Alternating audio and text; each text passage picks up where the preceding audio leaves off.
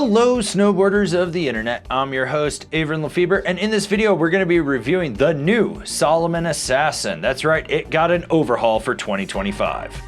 This board features Salomon's Rock Out Camber, which is a flattened camber that kicks down into a rocker in the tip and the tail. So basically camber 2.0 with rocker in the tip, so it's a more mellow cam rocker. That's going to give you all the load, pop, snap, and drive of camber underfoot, but you got that rocker in the tips that's going to give you ease of entry in and out of turns, as well as more optimal powder float. This board's available in 150, 153, 156, 159, 162, 165, 158 wide, and 163 wide. I rode this board at Copper Mountain on a day that had a freak snowstorm kind of roll in before the mountain opened, dropped a couple inches of fresh snow on top of what had already fallen from the previous day. So you had powder groomers, powder all over the mountains, chopped chunder, a little bit of ice, firm, kind of gnarly corduroy in spots, and I rode it with my Rome Black Label bindings and my K2 Thraxis boots. This is your standard run-of-the-mill all-mountain freestyle flex. Softer tips, stiffer midsection with a noticeable amount of torsional flex. Nothing mind-blowing here. There is a little bit of a flex point right where the rocker meets the camber, and when it comes to the stability, it is more damp than it has been in years past. You still get some chatter that will resonate underfoot, so you will feel that at higher speeds. When you get into rutted out terrain, it does an okay job of sucking up the crud and kind of pushing through it, but if you really jar yourself, of course, you're gonna feel it. I mean, any board will, but that's just kind of how it is with this deck.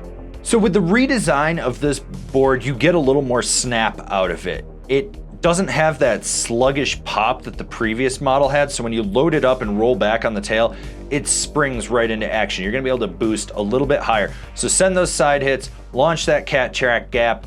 Don't worry about ollieing over that family of fat skiers. When it comes to jumps, there's two ways to hit it. You can pop off the lip or you can let it throw you. Either will work with this. If you pop, you're gonna go a little bit higher and a little bit further. If you're laid back, it's gonna get you past the knuckle to the sweet spot, which is where you ideally wanna be. Don't land on the knuckle. There's people out there that will tell you to land on the knuckle. Don't land on the knuckle. That's how you blow your back and knees out. You don't wanna do that.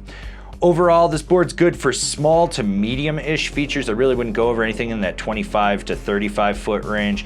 Just doesn't have as much stability as, say, like a Huck Knife or a Huck Knife Pro, but this board can definitely handle small to medium features. It pops well off the lip and it sets down just fine. Hey, why haven't you subscribed? You know you want to click like, subscribe, get those notifications, turn that little bell on. That way you're not missing any of the videos we got coming out for all you snowboarders of the internet.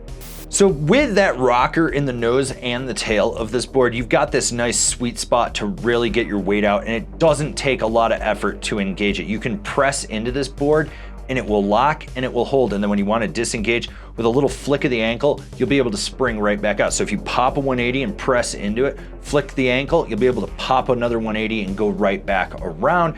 It's very easy to engage, whether you're on the nose or the tail. Get sideways, it's gonna hold. When it comes to jibbing, while this isn't this board's forte, it's not gonna hold you back. It'll lock into a nose or tail press just fine and hold it to the end of the feature, and you'll be able to pop out of it. When it goes sideways, it's not so stiff between the feet that it's gonna do a balance board act. It kind of cradles it, not as much as other boards out there, but it's enough that you feel secure when you're doing a board slide. This is where this board got the biggest overhaul in my opinion. It's got a more fluid and smooth edge-to-edge transmission than it's had in years. It's very reminiscent of the first year Assassin, which at this point I think was like 10 plus years ago. And you notice it. It goes on autopilot when you're on edge. It allows you to swoop in and out of carves. It allows you to drive them hard if you want to. And just doing those short, tight, quick setup turns, it doesn't take any effort. You can really ankle steer this board, but when you need to lay a carve, you can drive your knee into the center, push off the tail, and get it to slingshot you out of that turn. Who's this board for? The rad dad one board quiver guy that just wants to go crush pow in the morning, cruise a groomer with the kids, and maybe do an occasional park lap, or that solid progressing intermediate that needs something to get them to that next level. Hey, if you like what we're doing over here and you want to support us further, swing on over to Angry Snowboarder VIP and become a member. Sure, I could tell you more here, but I got a video over there that explains it so much better. This board needed this overhaul. It's got more pop, it's got more response, it's not soggy, it carves exceptionally well for what it is. That was a huge upgrade. Overall, This board has become what it should have been, like the last few iterations in my opinion. It's still an approachable all-mountain freestyle board, but it's just gotten a lot better. It has that response where you can be a little more like on point with it and it'll just react, and that's what you need with a deck like this. Personally, loved it. This is just so good that I was so happy to see them do that to this board. Comparable boards, the Ride Shadowban, the Capita Mercury, the Bataleon Goliath.